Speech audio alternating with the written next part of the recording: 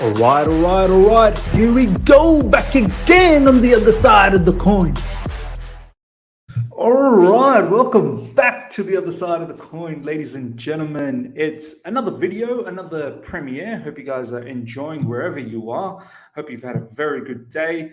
I thought let's do a Chelsea news update blitz, all the latest Chelsea news that's gone around. I think it's interesting to sort of bring these sort of broadcasts on a day-to-day basis and get your thoughts and your opinions on it, which will create a very, very good discussion. Make sure you comment below and leave your thoughts as well, and that way I can reply back on any of the topics. We're going to go through quite a few topics, the latest news, as I said, from Chelsea perspective, and we're going to just blitz through them and give my sort of honest opinion, the first-hand opinion that I can give first up. So here we go. The first news, which is about Andreas Christensen and Rudiger contract talks. Bad boy Fabrizio Romano, this is what he had to say, and it was tweeted by Absolute Chelsea not that long ago, about 5-6 hours ago. He tweeted, Chelsea will look to finalise an imminent agreement with Andreas Christensen, then try to find a solution for Antonio Rudiger. The German is among Thomas Tuchel's favourite players. Now, we've heard Christensen's news for the past couple of weeks that it is imminent. It's more or less done. Matt Law has also come out in recent times, who's very, very close to Chelsea news, top Chelsea correspondent as well. And he's mentioned that this is more or less done. We're just waiting for the announcement to happen. And to be honest, I'm not surprised. Christensen under Thomas Tuchel, like many other players, have been an absolute revelation. He's found a new leaf and has been fantastic, more so much so that he's now taken over from Thiago Silva in the starting lineup. Thiago Silva is more of the guy that sort of backs up Andreas Christensen. That's the way I kind of look at it. Thiago Silva is still top notch, no doubt about that. But Christensen is the future for Chelsea. And the word is that he is going to be more or less doubling his income. He's around, I think, £70,000 a week, and he will probably go around that 140,000 mark. But we'll see what happens. But I'm not surprised one bit about this contract extension, and I think it's needed. We should build a defense around Christensen in the future. He's been phenomenal under Thomas Tuchel. It will be interesting to see if we ever do change the formation down the track to 4 at the back. If we do, I'm not advocating for it. I'm happy with the way it is. But if we do, how would Christensen play in a back 4 as opposed to the back 3 at the moment, where he sometimes plays in the middle, sometimes on the right side? So it will be interesting to see. I want to know what you guys have to see, whether he's capable in a back 4, because for his national team as well, I think he plays in a back 3. But it is what it is. I'm liking it. I'm not advocating for any change. And at the moment, Andreas Christensen is someone who's extremely important for us. Now, Antonio Rudiger. Now, as you can see here, it said that the German is among Thomas Tuchel's favorite players. Now, there is absolutely no doubt about this. And for me, Antonio Rudiger has been, and I've said it many a times, that he's been Chelsea's one of the best defenders, players. And not just that, I think in world football, he's probably one of the best defenders going out there. Under Thomas Tuchel, he's done a madness last season. Since Tuchel has taken over, Rudiger, for me, has been the best in the world. We've gone from abusing this player under Frank Lampard and literally minutes away from selling him. There was so much push to get this player off our books, to the point where now he's touted as one of the best defenders. And I'm sure he'll win some sort of accolades this season if we go on to win some more titles coming up. So, yeah, watch this space. There's a whole heap of conversation. Obviously, he's in his last year in the contract. He's, I think, able to negotiate contracts with other clubs from January because he's on his last year. And there's already rumours that £400,000 per week has been offered from Real Madrid or Bayern Munich or PSG. And in all honesty, if there is such an offer out there, it'll be very difficult for Antonio Rudiger to say no to. He's 28. He's looking for the final payday. Probably looking for about 4 or 5 years contract and set up his family. I've said this. At the end of the day, he's got to look after himself. But it's been said and it's been touted that Chelsea will find a middle ground. And I don't think Rudiger really is looking to leave either. I think personally he's enjoying what he's achieved so far at Chelsea, and he's achieved quite a bit as well. If you look at it, Europa League, Super Cup, Champions League as well, and he's probably putting himself in a very good position to win more titles this season. So this is what Fabrizio Romano had to say. Chelsea remain the front runner for Antonio Rudiger. They're negotiating with the defender's agent. So hopefully we can find some sort of solution. I don't know if we can match the 400,000. And if it is even true, I highly doubt that's true. But I feel there are serious contenders out there in the likes of Real Madrid, Bayern Munich, and PSG. They will be looking for defenders, especially Real Madrid losing Rafa Varane and Sergio Ramos. They haven't really replace them. And Bayern Munich, I'm pretty sure, will be freshening things up very soon. And as a place that could fancy Rudiger, being German international, that could be very interesting for him. And also Real Madrid, them not having defenders. Every player looks forward to play for Real Madrid. Now, let's talk about, but as I said, Rudiger hopefully will be staying with us. I'm really, really praying. I don't want to lose this guy, but at the end of the day, if it happens, it happens. And we do need to then look for replacements. And we'll talk about the replacements. There's some interesting transfer news that's coming up. Next up, we'll talk about the injury front, Mason Mount and Reece James injuries. Let's see what's going on over here. Let's talk about Mason Mount first up. Thomas Tuchel on whether Mason Mount will be fit to face Juventus. I absolutely don't know. We have to see. In the end, it will be a matter of hours as to whether he makes it or not. So I find this quite interesting. Literally in the last press conference before the Man City game, Thomas Tuchel said that Mason Mount probably would have made the game had it been on Sunday. And now we're in a position post Man City game, and we're getting the conversation from Thomas Tuchel that he doesn't know.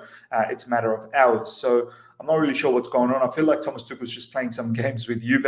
I think Mason Mount will be back for Juventus. I don't think the injury is that serious. I'm not even sure what type of an injury it is. It was a minor injury that was what was quoted by Thomas Tuchel. So I believe he will be back. Now, whether they just want to give him another game rest and then maybe give him that Southampton game, we'll see what happens. But I personally think he should be back against Juventus. We missed him against Man City, in all honesty. Looking back now, I thought players like Kante and Kovacic could have done the job. But then again, it was Man City, and they made it so difficult for us. But Mason Mount is just such an important player to the way we play off the ball. He's the one who presses, brings all the energy, wins balls up front, gives us that, that advantage well in front of the opposition box, as opposed, he wins us the ground if we think about it from a battle sort of perspective. So we'll see what happens from that side. Next up, Reece James. I think we're in a bit of a trouble with Reece James, and I know international break is just around the corner, and that's probably timely. It'll just give us a bit more time for Reece James to recover. This is what PYS has tweeted out, and I know this isn't absolute from a Chelsea news correspondent, but more or less gives an idea, and it kind of makes sense. He's saying that Reece James had classic high ankle sprain mechanism with ankle forcibly twisted outwards. He left ground bandaged but no boot, which likely means no fracture, but MRI still needed. This injury means Reece will be out for 4 to 6 weeks, according to Sports Doctor 3CB Performance. I've just had a quick look at this, Dr. Rachpal Bra. Look, I've heard from few sources like Nizar saying that it's about 3 to 4 weeks, 4 to 6 weeks. Probably, I don't know. Look, we'll see what happens. We haven't got confirmed news, but you can probably presume minimum 3 to 4 weeks he's gone. So he's definitely not going to feature this week. Then you've got the international break, and then so the international break for a week, and then another week until the match starts. So you're going to have 3 weeks there, and then after that, I'd say at least a week until Reece James comes back. So yeah, this is now puts a spanner into the mix. This is another reason why we were looking for Hakimi. It never happened. Hakimi ended up going to PSG. I could understand why we were going so gung-ho to find a right wing back. And it just makes me wonder, the whole Tino Livramento situation as well. I know Tino wanted to get game time on a regular basis like he's doing at Southampton, but And kudos to him. He's doing fantastically well. But I wish we were able to just keep him because of these sort of situations. Reece James was suspended with a red card as well, so he would have got game time. But now, I think what's going to happen is Azpilicueta is probably going to feature as right wing back a lot more, and we're going to see Chalobah and Christensen probably take that RCB role, unless Christensen's playing in the middle, and then Chalobah will play in the RCB. And if it's Christensen in RCB, then we're probably going to see Thiago Silva. But there's some injury sort of concerns around Thiago Silva as well. That's why he didn't start against Man City. So we'll see what happens here. But I think we're going to see a lot more of Azpilicueta as the right wing back. And look, Aspi in his defense more or less does a good job. Generally puts in 7.5 out of 10. But I do want to see an out and out right wing back, a specialist right wing back. And I feel like Reece James was slowly turning into that. But seems like we're going to be out of Reece James for a little while. Now, next up is about Morata and Dybala news. They are injured. This is an interesting news, obviously, with the clash coming up against Juventus on Wednesday night. So as you can see here, Juventus have confirmed Morata and Dybala will miss UCL clash with Chelsea. Morata has a low-grade muscle injury of the hamstring in the right thigh. For Dybala, an elongation of the semitendinosus muscle. Oh my God, some of these words in the left thigh. Both will be available after the international break. So this is a massive boost for us. No Morata, no Dybala. They're big players for Juventus. So, I mean, it's not like Juventus doesn't have backup. I'm just going to quickly bring up their recent games. This is what's been happening with Juventus recently. And they've actually been doing okay-ish. They've beat Spezia 3-2. They've beat Sampdoria 3-2. They've been leaking goals, but drew against Milan. Against Sampdoria, Paulo Dybala actually scored. So I just want to quickly have a look at their lineup. You can see Dybala and Morata leads their lineup. And yeah, having both of them gone is going to be detrimental. Let's have a look at the previous game as well. Over here, Most Keane. So Most Keane's probably going to come in. Paulo Dybala is, as another, starting again. Federico Chiesa. Man, this team is pretty good. So I just want to have a quick look at their bench. So without Dybala and Morata, obviously Moise Kean will be back. This is their bench. Danilo, Ramsey, Pellegrini. Moise Kean will be in. And yeah, Dybala. I wonder what they're gonna do. Dejan Kulovski, I think he's probably the one who's come on for Dybala. Let's just have a quick squeeze over here as to what's going on. Timeline. Let's have a look at the timeline.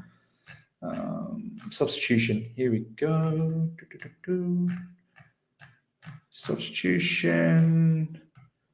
Okay, so Moise Kean for Alvaro Morata, obviously that's the one, and Aaron Ramsey in. Federico Bernardeschi. Yeah, they've got Bernardeschi as well. I want to see who came in for Dybala. I'm pretty certain it will be who I'm thinking. Come on, where is it?